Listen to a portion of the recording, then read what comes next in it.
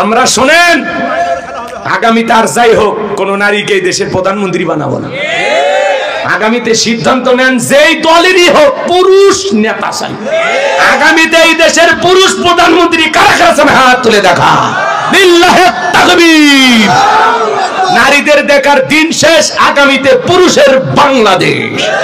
শোনেন, মেয়ে মানুষের রাগ বেশি, মেয়ে মানুষের জেদ বেশি। দেখেন না, স্বামীর সাথে ঝগড়া লাগে হাড়ি পাতিল ভেঙে ফেলে দেয়, স্বামী তুলে আছাড় মারে। মেয়ে মানুষের জেদ কত দেখেন না, দেশ তুলে পালিয়ে যায়। তাহলে কি বুঝলেন? আর যাই করেন, ভবিষ্যতে কোন নারীকে এই দেশের প্রধানমন্ত্রী বানানো হবে। কথা ক্লিয়ার না ভেজা? যেই দলেরই হোক বাবা, একটা পুরুষ দরকার। বারে পুরুষ কেমনে বুঝাবো? রাগ করেন নাকি? মন খারাপ করবেন না আমার ভাইয়েরা, চলেন না সামনের দিকে যাই। গভীর মনোযোগ দিয়ে শুনবা যুবক যারা আছো, নিরাশ হয়ে না। তোমাদের টেনশন আমার মাথায় কিন্তু সব সময় থাকে। তোমাদের জন্য স্পেশাল আলোচনা বরাদ্দ আছে, একটু অপেক্ষা করে সামনে যাই। মা বোন যারা পর্দার আড়ালে কথা শুনতেছেন, মহিলাদের ব্যবস্থা আছে, মা বোনদের জন্য আলোচনা করার দরকার আছে না নাই? একটু অপেক্ষা করেন মা বোন, আপনাদের জন্য স্পেশাল কিছু আলোচনা মাথার মেমোরিতে সেভ করা আছে, সময় মতো ডাউনলোড দিয়ে শোনায় দেব। আপনারা মুফতি সাহেব থাকতে এলে আমদ দিচ্ছেন কেন? পরে আপনারাই বলি নেন, রাগ করেন নাকি আপনারা? তাকবীর দেন, লিল্লাহি তাকবীর। নবী আমার দিকে বলা, বেলাল ইসলামের অবস্থা এখন ভালো না, কালেমা পড়ে আপাতত প্রকাশ করা যাবে না। হযরতে বেলাল ডেকে বলে, নবী আমার জীবনের কোনো দাম নাই, আমার মনিব ওমায়েকে উর্দুম বা ছাগল পেশাব পায়খানা করে দেয়, এই ঘরে থাকতে আমার বড় কষ্ট হয়। একদিন বলেছিলাম, মনিব আমার জন্য একটু ভালো ঘরের ব্যবস্থা করে দেন। ওমায়ে ডেকে বলে, বেলাল উর্দুম বা ছাগলের দাম আমার কাছে আছে, কিন্তু তোর মতো কালো হাফসি বেলালের দাম আমার কাছে নাই। নবী গো, আপনি শুধু দোয়া করে দেন মৃত্যু। মনে রাখবেন, লন্ডন আমেরিকার আইন দিয়ে ভারতের পানি পড়া দিয়া ৫৬,০০০ বর্গ মাইলের ৫৬ ইঞ্চি মাটিতেও শান্তি প্রতিষ্ঠিত করতে পারবেন না। এই জমিনে শান্তি প্রতিষ্ঠিত হবে সেই দিন আল্লাহর কোরআন দিয়া জমিনটা চলবে যেই দিন। কোন আইনে বান্দাকে সাইজ করা যাবে, কোন আইনে বান্দাকে কন্ট্রোল করা যাবে, আল্লাহর চাইতে বেশি বুঝি আমরা। কথা বোঝেন না নাকি? রাগ করেন আপনারা? তাহলে চুরি বন্ধ করতে হলে লাগবে কার আইন বাজান? আল্লাহর আইনে বিধানে শান্তি। আজকে পথে ঘাটে ধর্ষণ, এই যে হাতির ঝিলে ৬ জন মিলে এক নারীকে, কিশোরীকে ধর্ষণ করে আবার হাতির ঝিলে বিলে ফেলে দিয়ে চলে গেছে। নাউজুবিল্লাহ কালকে ৯টার পরে বললেন, সমস্যা নেই, এত কষ্ট করে নাউজুবিল্লাহ বলবেন কেন? ওই মেয়ে তো আর আপনাদের কেউ না। ওটা যদি আপনার মেয়ে হইতো, আপনার বোন হইতো, তাহলে এতক্ষণ জোরেই নাউজুবিল্লাহ কইতেন। আজকে সমাজে যে গণধর্ষণ মাঝে মাঝে হয়, আমরা কি বন্ধ করতে পারি? এমন কোন দিন নাই বাংলাদেশে ২-১টা খুন হয় না, এমন কোন দিন নাই ২-১জন নারী ধর্ষণের শিকার হয় না। এই সমাজ যদি সুন্দর করতে চান বাজান, আল্লাহর আইন। এজন্য মনে রাখবেন, জুলুম কখনো চিরস্থায়ী হতে পারে। যারা জুলুম করেছিল আজকে তারা আছে, হয় কেউ জেলখানায়, না হলে কেউ দেশের বাইরে গর্তে লুকাইছে, গর্তে খুঁজে পাওয়া যাচ্ছে না। এটা কার খেলা? কার খেলা? এজন্য বেশি বাড়তে নাই, যত বেশি বাড়বেন তত বেশি পতন ঘটবে। থাক বাবা, এগুলো মাঝে মাঝে দিবা, ঠিক আছে? আমি কথা বলবো পবিত্র কোরআনুল কারীমের ১০৮ নম্বর সূরা, সূরাটির নাম কাউসার। জোরে বলেন কি নাম? আর একটু জোরে বলেন কি নাম? আরো জোরে, জোরে হলো না। একটু মিছিল করার অভ্যাস করেন, সামনে মিছিল করা লাগবে। ১৬ বছর মিছিল করতে পারেন নাই, এইবার করা লাগবে। এই যে গেটে যে আলোটা জ্বলে না, ওই যে টিপ টিপ নেভে জ্বলে, ওইটা একটু বন্ধ করে দাও। শুধু ওই আলোটা, ওই যে চোখে ডিস্টার্ব হইতেছে, খারাপ লাগতেছে আমার, ওইটা বন্ধ করে দাও। এদিকে খেয়াল করেন, সূরার নাম কাউসার। মোট আয়াত আছে ৩টি, রুকু আছে ১টি। বিশ্বনবীর মক্কার জিন্দেগিতে আল্লাহ তাআলা এই সূরাটি নাজিল করেছেন। চিৎকার মেরে বলুন আল্লাহু আকবার। আপাতত বেশি না, 12টা পর্যন্ত আজকের মাহফিলে ধৈর্য নিয়ে কারা কারা বসে থাকবেন 2 হাত তুলে একবার শুধু বলেন ইনশাআল্লাহ। আর একটু জোরে বলেন ইনশাআল্লাহ। আল্লাহ আমাদের ধৈর্য সহকারে মাহফিলে বসে থাকার তৌফিক দান করুন, জোরে বলুন আমিন। এই যে ওয়াদা দিলেন, ওয়াদা ভঙ্গ করা কিসের লক্ষণ? মুনাফিকের লক্ষণ। আমার বিশ্বাস টাঙ্গাইলের মাটিতে মুনাফিকের জায়গা নাই।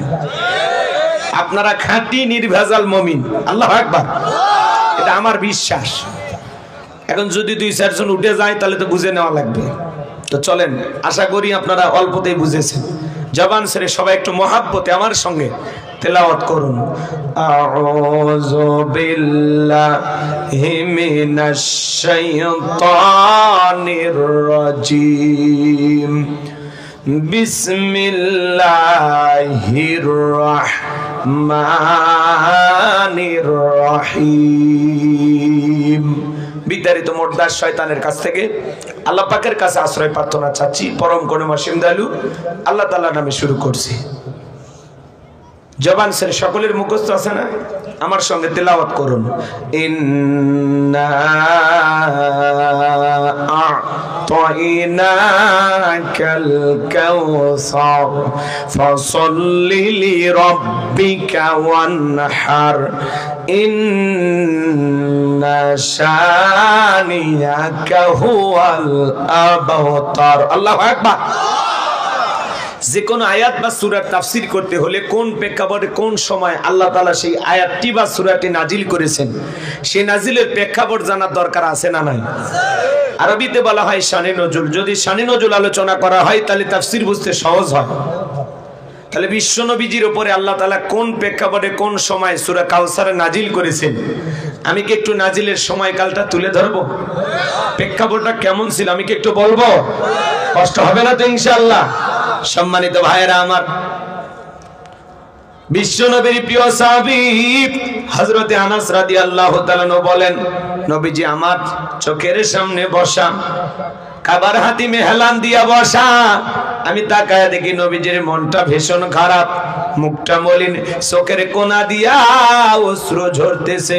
হযরতে আনাস ডেকে বলেন, কিছুটা সময় অতিবাহিত হয়ে যাওয়ার পরে আমি তাকায় দেখি আমার নবীজি মুস্কি মুস্কি হাসতেছেন। বলুন সুবহানাল্লাহ। হযরতে আনাস ডেকে বলেন, নবী এই মাত্র দেখলাম আপনার মনটা খারাপ, মুখটা বলেন, চোখের কোনা দিয়ে অশ্রু ঝরতেছে, আবার কেনই বা মুস্কি মুস্কি হাসেন? আমার নবী কেন কাঁদেন, কেন হাসেন, এর পেছনে রহস্য আছে না নাই? নবীজির কান্না করার কারণ হলো নবীজির কলিজার টুকরা ছেলে সন্তানগুলো জন্ম নেয় আর এক এক ছেলে সন্তানগুলো মারা যায়। আবুল কাসেম মারা যায়, আবু তাহের মারা যায়, ইব্রাহিম মারা যায়। বাবা হিসাবে নবীর মনেও কষ্ট লাগে কিনা? ছেলেগুলো জন্ম নেয় আর এক একে মারা যায়। নবীজির মনে অনেক কষ্ট, অনেক ব্যথা। অন্যদিকে নবীজির কাছের চাচার নাম হলো আবুল হাব, ডেকে বলে, ভাতিজা তোমার বংশে বাতি জ্বালানোর কেউ থাকলো না, তুমি একটা লেজ কাটা, তুমি একটা নির্বংশ, তুমি একটা হাত করে। যদিও রাসূলের 4টা কন্যা সন্তান জীবিত ছিল, এরপরেও নবীজির কাছের চাচা আবুল হাব সমালোচনা করে। বলেন তো বাজান, তাতে নবীজির মনের কষ্ট কমে না বাড়ে?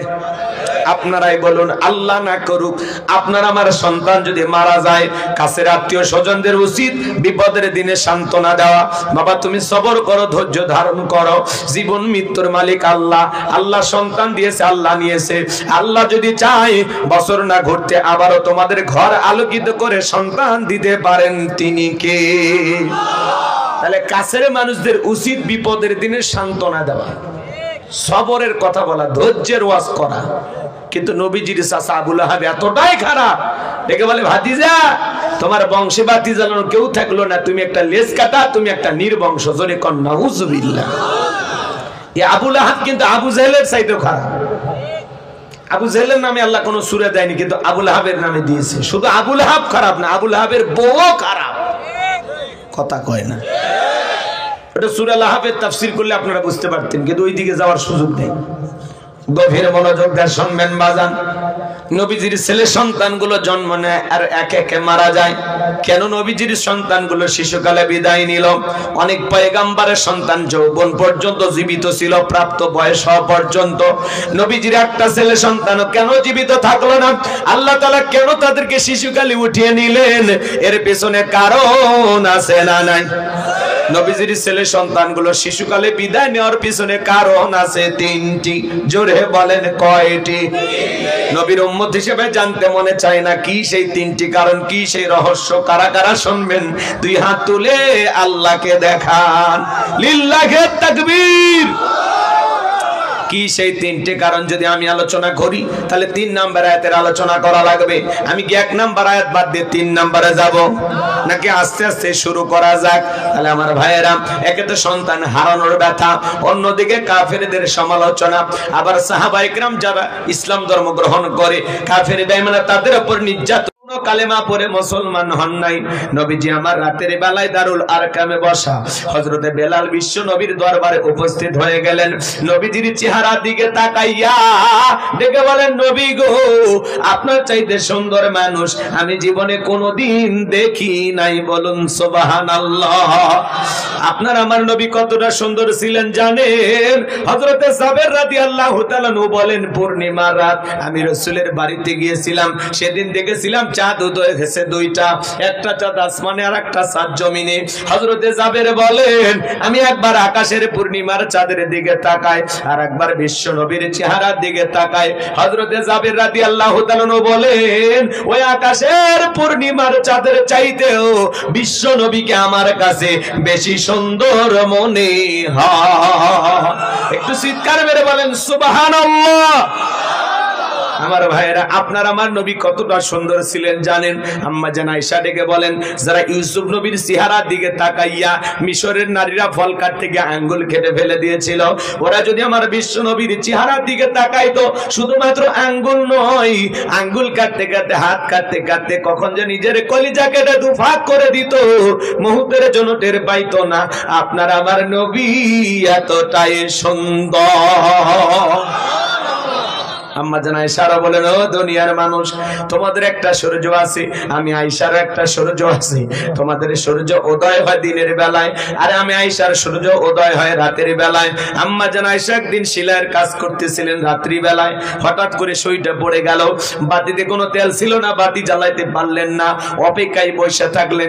বিশ্বনবী যখন এশার সালাত আদায় করার পরে ঘরের ভিতরে প্রবেশ করলেন, নবীজি ঘরে ঢুকে সর্বপ্রথম আম্মা জান আয়েশাকে সালাম দিলেন। নবী ঘরে ঢুকে স্ত্রীকে কি দিলেন? সালাম দিলেন। আর আপনি আমি কি করি? বউকে সালাম দেই না। বাড়িতে ঢোকার সময় বউকে সালাম দিবেন, আসসালামু আলাইকুম রহিমা, কেমন আছো সোনা? ঘরের দরজাটা খোলো না, আমি তোমার লেটনের বাপ, তোমার দিওয়ানা। বউ খুশি হয়ে দরজা খুলবে, কথা বলা ঠিক না? কিন্তু আপনার আমার ব্যবহার এত মিষ্টি না।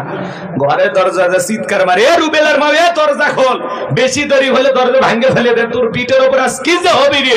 ভিতর থেকে বউ বলে রে, স্বামী না সেকেন্ড আজরাইল। কথা কন, কথা কন। এরকম স্বামী আছে না নাই? বাড়িতে যা বউকে সালাম দিবেন, লোকজন যদি না থাকে বইয়ের হাতটা ধরে মুসাফা করবেন। জোরে বলেন কার হাত? এ যুবক, বিয়ে করনি, কার হাত? বইয়ের হাত। পাশের বাড়ির ভাবির হাত না, ধরলে ঝাঁটা দিয়ে পিটাইবে। বইয়ের হাত ধরে মুসাফা করবেন। একেবারে ময়দান ফাঁকা থাকলে কোলাকুলি সেরে নেবেন। স্বামী স্ত্রীর মধ্যে সালাম আদান প্রদান হলে আল্লাহর পক্ষ থেকে রহমত নাজিল হবে। সালাম আছে যেখানে শান্তি আছে সেখানে, সালাম আছে যেখানে সমাধান আছে। অনেক বড় বড় ঝামেলা এক সালামের মাধ্যমে সমাধান হয়ে যায়।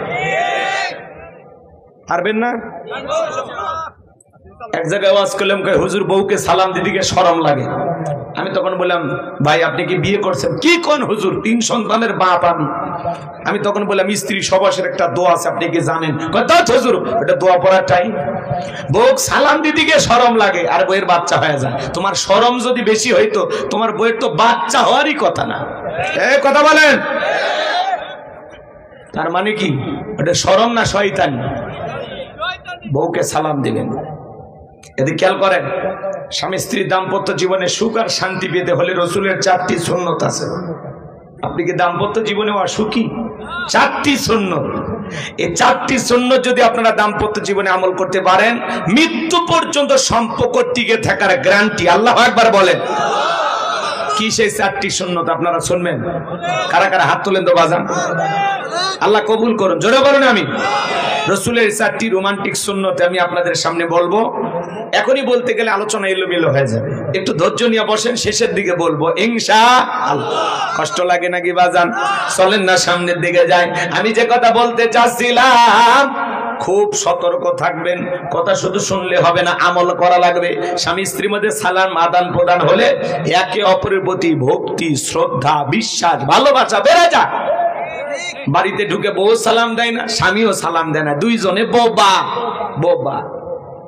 কথা কন, ছোট বাচ্চাদেরকে সালাম দিবেন ঘরে ঢুকে, ওই বাচ্চা দেখবেন 2 দিন পরে আপনারে সালাম দেওয়া শুরু করবে। সূরা নূরের 27 নম্বর আয়াতে আল্লাহ কি বলেছেন জানেন না? একজন মুমিন আর এক মুমিনের গৃহে যখন প্রবেশ করবেন, ওই গৃহবাসীর অনুমতি নিয়ে সালাম দিয়া তারপরে বাড়িতে ঢোকা লাগবে। কথা বলেন। আপনি রুবেল রুবেল কয়ে, বাদশা বাদশা কয়ে বাড়ির ভিতরে ঢুকে যান, বাদশার বইয়ের উন্না ঠিক নাই, ওর মা কি করতেছে, ওর বোন কি করতেছে, এক নজরে দেখা শেষ। মুফতি সাহেব কথা ঠিক আছে না? একজন মুসলমান আর একজন মুসলমানের গৃহে প্রবেশ করতে হলে অনুমতি নিয়ে সালাম দিয়া তারপরে প্রবেশ করা লাগবে। আপনি সালাম দিবেন, অনুমতি নেবেন, তারপরে তো বাড়িতে ঢুকবেন। এই যে সালাম আর অনুমতি, এর মাঝখানে মহিলা মানুষ যদি ব্যাপারটা থাকে, ওরা রুমের ভিতরে যেতে পারবে, আড়ালে যেতে পারবে। কথা বলেন। আপনি ধাম করে ঢুকে পড়েন মানে ভালো হয়ে যান। আজ থেকে কারো গৃহে প্রবেশের সময় সালাম না দিয়া, অনুমতি না নিয়ে আমরা প্রবেশ করব না। আমল করব তো ইনশাআল্লাহ। ব্যাস, আল্লাহ কবুল করুক। আমার ভাইরা চলেন সামনের দিকে যাই। বাজান গো আমার, যে কথা বলতে চাচ্ছিলাম গভীর মনোযোগ দিয়ে কথাগুলো শুনে যান। আম্মা জান আয়েশা রেখে বলেন, নবীজি যখন ঘরের ভিতরে প্রবেশ করলেন, নবীজির চেহারার আলোতে সুইটা কই পড়ে আছে আমি পরিষ্কার দেখতে পেয়েছি। বলুন সুবহানাল্লাহ। নবীর সম্মান মর্যাদা কত জানেন? এক জায়গায় ওয়াজ করলাম, ভাই বলেন তো আমাদের নবীর নাম কি? বলে হুজুর আব্দুল কাদের জিলানী। পীর সাহেবের নাম মুখস্থ আছে, কিন্তু কপাল পোড়া মা তোমার নবীর নামটাও বলতে পারে না। নবীর সম্মান মর্যাদা কত জানেন? যে নবী হ্যাঁ বললে তামাম পৃথিবীবাসীর জন্য আল্লাহ পাক হালালে পরিণত করে দেয়, যে নবী না বললে তামাম পৃথিবীবাসীর জন্য আল্লাহ পাক হারামে পরিণত করে দেয়। জমিনে যখন পথ চলতেন, আসমানের এক খণ্ড মেঘ এসে বিশ্ব নবীকে ছায়া প্রদান করতেন। বলুন সুবহানাল্লাহ। যেই নবীর চেহারার উপরে মশা মাছি পড়া হারাম, নবীজি যখন ঘেমে যেতেন, নবীজির দেগের ঘামগুলো আম্মা জেনারা শিশির ভিতরে জমা রাখতেন। বিশেষ দিনের নবীজির দেগের ঘামগুলো সুগন্ধি হিসেবে ব্যবহার করা হতো। বলুন সুবহানাল্লাহ।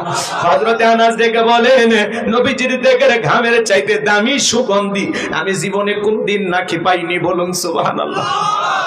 নবীজি থুতু নিক্ষেপ করলে সেখান থেকে সুগন্ধি বের হইতো।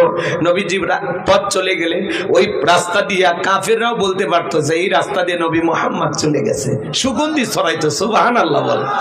আমার ভাইয়েরা, নবীজি যখন ওযু করতেন, নবীজির ওযুর পানি দিয়ে সুগন্ধি বের হয়ে যাইতো। সুবহানাল্লাহ বলেন, সুবহানাল্লাহ বলেন। কেমন নবী পাইছি বাজান, যে নবী আসমানের চাঁদের দিকে ইশারা করলে চাঁদ 2 টুকরো হয়ে যায়। আল্লাহু আকবার। জমিনে পা তুলে মাওলা পাকের আরশে আজিমে পৌঁছে যায়। আল্লাহু আকবার।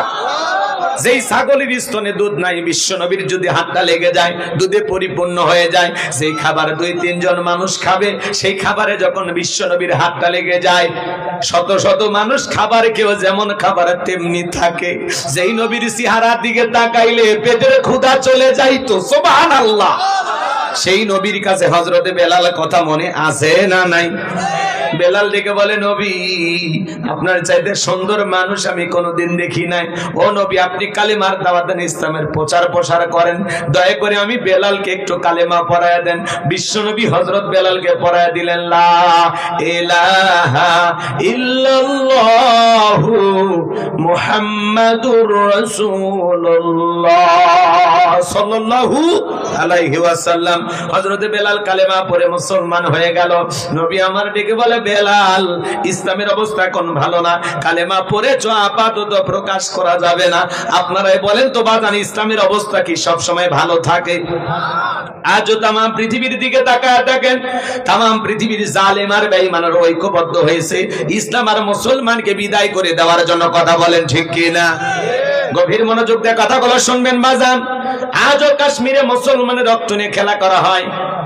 ফিলিস্তিনের জমিনে আজও মুসলমানের রক্ত নিয়ে খেলা করা হয়, আজও চীনের উইঘুরে মুসলমানদেরকে হত্যা করা হয়, মুসলমানের মসজিদগুলো ভেঙে দেওয়া হয়, আজও ভারতে গরুর গোশত খাওয়ার অপরাধে মুসলমানকে হত্যা করা হয়, আজও तमाम পৃথিবীর জালেম বেঈমানরা ঐক্যবদ্ধ হয়েছে ইসলাম আর মুসলমানকে জমিন থেকে বিদায় করে দেওয়ার জন্য। কিন্তু ওরা তো জানে না ইসলামের সুইচ আছে কার হাতে।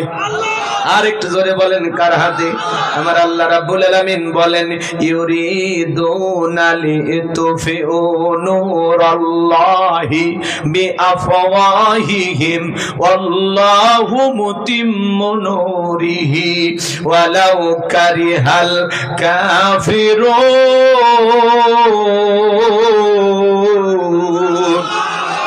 সূরা সফ আয়াত নাম্বার 8। আমার আল্লাহ রাব্বুল আলামিন জানিয়ে দিলেন কাফিররা চাই মুখের ফুৎকারে দিনের আলোকে, ইসলামের আলোকে, কোরআনের আলোকে নিভায়া দিতে। আমার আল্লাহ দেখে বলেন ওয়াল্লাহু মুতিম্মু নূরিহি, এই জমিনে দিনের আলোকে, কোরআনের আলোকে, ইসলামের আলোকে আমি আল্লাহ পাক প্রতিষ্ঠিত করে ছাড়ব। যদিও কাফের বেঈমানদের অন্তরে যত ধরনের জ্বালা যন্ত্রণা হোক না কেন, এই জমিনে ইসলাম আছে, থাকবে। কথা বলেন, ইসলাম আল্লাহদের সাথে আছে কে? এই জন্য মুসলমানের রক্ত নিয়ে যারা খেলা করে এদের জীবনের পরিণতি ভালো হয় না। নমরুদ ফিরাউনের জায়গা যেমন পৃথিবীর জমিনে হয়নি, আজও যারা মুসলমানের রক্ত নিয়ে খেলা করতেছে ওই জালেমদের জায়গা পৃথিবীর জমিনে হবে না, হবে না।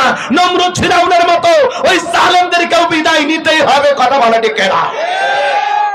বাংলার জমিনে যারা নিরীহ আলেমদেরকে ফাঁসির দড়িতে ঝুলিয়েছিল, হাজার হাজার নিরপরাধ মানুষদেরকে জেলখানায় বন্দী করেছিল, শাপলা চত্বরে এতিম হাফেজ আলেমদেরকে হত্যা করে দুনিয়ার জমিন থেকে বিদায় করে দিয়েছিল, যাদের হাতে মুসলমানের রক্ত লেগেছিল, আজকে তারা ক্ষমতার চেয়ার রেখে পালিয়ে গেছে। কথা বলে ঠিক না?